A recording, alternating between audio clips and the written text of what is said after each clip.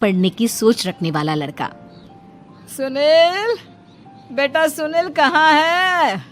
अरे जरा एक गिलास पानी तो दे दो। हाँ माँ, अभी आया। क्या माँ, पानी तेरे सर के पास ही तो रखा है। क्या हो गया है, तबीयत खराब है क्या? अरे नहीं नहीं, वो उठने का मन ही नहीं कर रहा था तो देखा ही नहीं। वैसे क्या कर रहा है? यहाँ बैठ ना मेरे पास। माँ पढ़ रहा था। वो क्या है ना, नौकरी में तो वक्त नहीं मिलता, अब ऑफिस से घर आकर ही तो वक्त मिलता है। अच्छा अच्छा ठीक है, पढ़ ले जा बेटा। सुनील पढ़ लिख कर और आगे बढ़ना चाहता था, लेकिन माँ की तबीयत खराब देखकर सोचता है कि शादी ही कर ले।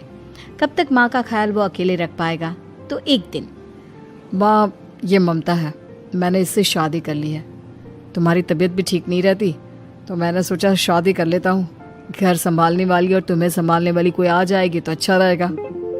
माँ अचानक से सामने बहू देखकर हैरान रह जाती है। बेटा ये क्या बात होती है? न बैंड, न बाजा, न दहेज, न शगुन, ऐसे कैसे बहू आ गई? माँ तू तो जानती है मैं नौकरी के साथ पढ़ाई कर रहा हूँ, तो कहाँ से इतना पैसा बचा पाता कि धूमधाम से शादी करता।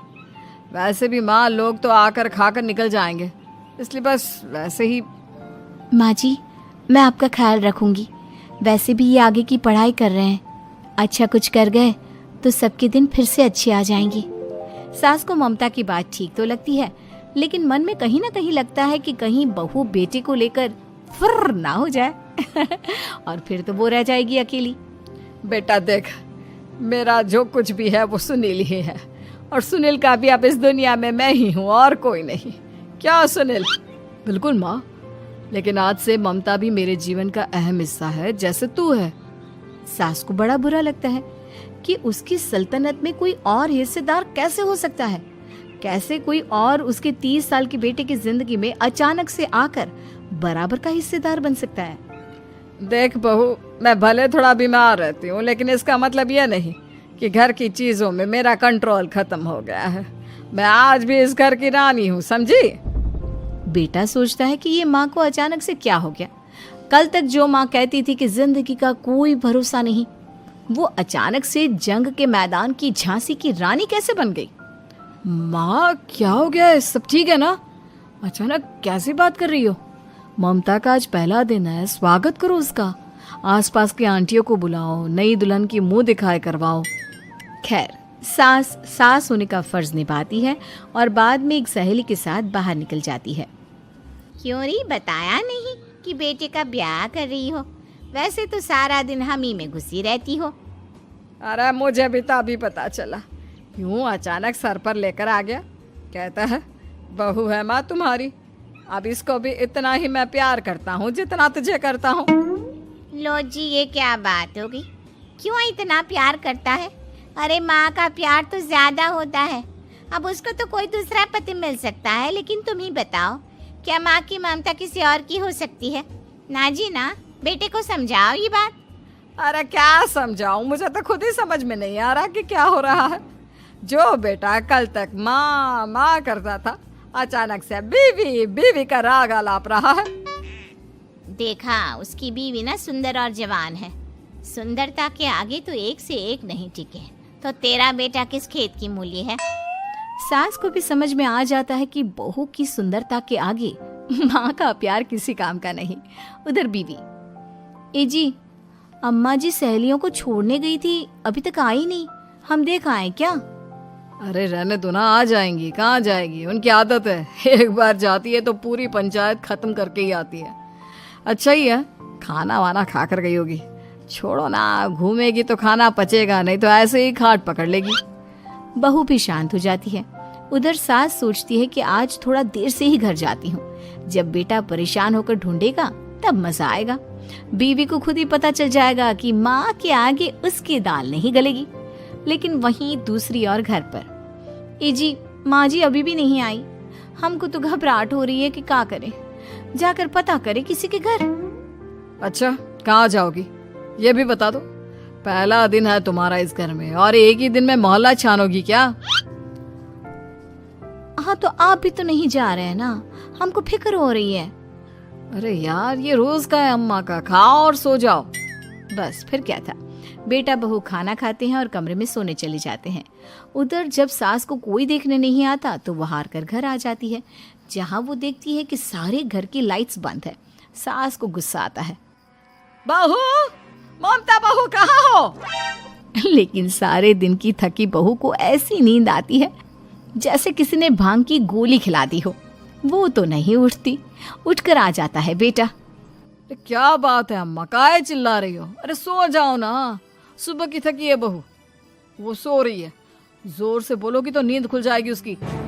माँ को गुस्सा आ जाता है। फिलहाल तो सो जाती है, लेकिन मन ही मन ढेर सारा जहर बहू के लिए भरा होता है। सुबह बहू चाय बना रही होती है कि सास धीरे से गैस तेज कर देती है, जिससे चाय का बर्तन जल जाता है। और जैसे ही बहू चाय का बर्तन उठाती है उसका हाथ जल जाता है। मेरा हाथ जल गया। वो जोर जोर से चिल्लाकर इधर उधर भागती है कि सास थोड़ी देर में उसके हाथ में पानी डाल देती है। हाय रे बहू, क्या कर रही हो? पहली बार रसोई छुई हो क्या? सासू माँ गलती से गैस तेज रह गई थी और बर्तन जल गया, जिससे मेरा हाथ जल गया। हाय रे, कितना गंदा दाग। छी छी छी छी, मुझे तो उल्टी आ रही है तेरा गला हुआ मांस देखकर। तू ना मुझे अभी साथ से खाना मत लगाना। बहू भी खुद का हाथ देखती है तो उसे भी रोना आ जाता है। कुछ दिनों के बाद सास की सहेली आती है, बहू चाय बनाकर लाती है। उसके जाने के बाद सहेली कहती है, बहू की सुंदरता ऐसी है कि कोई भी दीवाना हो जाए। वैसे तेरे बेटे का क्या हाल है? अरे वैसा ही है, बहू के पीछे लट्टू। क्या करूं, कुछ समझ में नहीं आ रहा। मैंने तो बहू के चेहरे पर दिवाली के पटाखे की चक्री फेंक दी, उसका पूरा चेहरा जल गया। अब देखो ना रही सुंदरता, और ना ही अब मेरा बेटा उसे पूछता है। अरे अब तो वो उसे छोड़कर दूसरी भी देखने को बोल गया है मुझे। बहू सारी बात सुन रही होती है। आंटी एक बात बताइए, क्या भरोसा है कि दूसरी सही आए और आपके अनुसार रहे? देखिए आंटी, मेरी सासू माँ को गलत बात सिखाने की जरूरत नहीं है। हमारा परिवार साथ में खुशी से रह रहा है। देख बहू, मेरी सहेली की बेइज्जती ना कर, वही अच्छा रहेगा तेरे लिए, समझी? बहू नहीं मानती है। वो बार बार उनकी सहेली को घर से निकल जाने को कहती है। तभी सास की सहेली पास के चूल्हे से लकड़ी लाकर बहू के चेहरे पर लगा देती है। बहू जोर जोर से रोने लगती है। अरे ये क्या कर दिया? मैंने कहा किया, ये तो तूने किया। तू ही नहीं चाहती थी कि बहू बेटे के साथ रहे, भला मैं क्यों करूंगी? मैं तो चली, निपटो अब। बहू रो रही होती है, दर्द से चिल्ला रही होती है, लेकिन सास उसे डॉक्टर के पास नहीं ले जाती। तभी पति आता है। क्या हो गया ममता? ये दाग कैसे लगा? तुम कैसे जली? ममता कुछ नहीं कहती, बस दर्द से करा रही होती है। पति माँ की तरफ देखता है। हो ना हो माँ, ये पक्का आपका काम है। आप ही ममता से जला करती थी ना। देखना माँ, अब पुलिस आएगी, केस बनेगा, लेकिन पहले मैं ममता को अस्पताल लेकर जा रहा हूँ। सभी अस्पताल जाते हैं, जहाँ डॉक्टर ममता की सास से कहते हैं, आपने तो नहीं जलाया ना बहू को? अब ममता की सास के तो पसीने छूट रहे होते हैं। वो घबरा कर कहती है, ना ना डॉक्टर साहब, कैसी बात करते हैं? हम क्या जलाएंगे अपनी बहू को? डॉक्टर ममता के पति से पूछते हैं। देखिए, क्योंकि ये ससुराल में जली है तो मामला पुलिस का बनता है, तो आप पहले पुलिस को बुलाइए, तभी इलाज पूरा होगा।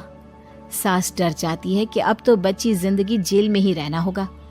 रहने दीजिए ना, पुलिस को क्यों बुलाना? सारी हंसी खत्म हो जाएगी जब पुलिस के डंडे पड़ेंगे। बहू को जलाना भले ही बहुत आसान हो, लेकिन उसके बाद सारी जिंदगी जेल की हवा खाना। सास डर जाती है। पुलिस आती है। पास लेटी दर्द से करा रही ममता स्टेटमेंट देती है। तो क्या हुआ था? कैसे जली आप? ममता पास खड़ी सास को देखती है। बेटी बताओ, कैसे जल गई तुम? ओए, काका का किरण वाली शाहरुख, चुप, बिल्कुल चुप। सास चुप। सभी इंतजार करते हैं कि ममता क्या बोलेगी। जी मैं खाना बना रही थी, लकड़ी उड़कर मेरे ऊपर गिर गई और मैं जल गई। सास बहू की बात सुनकर रोने लगती है।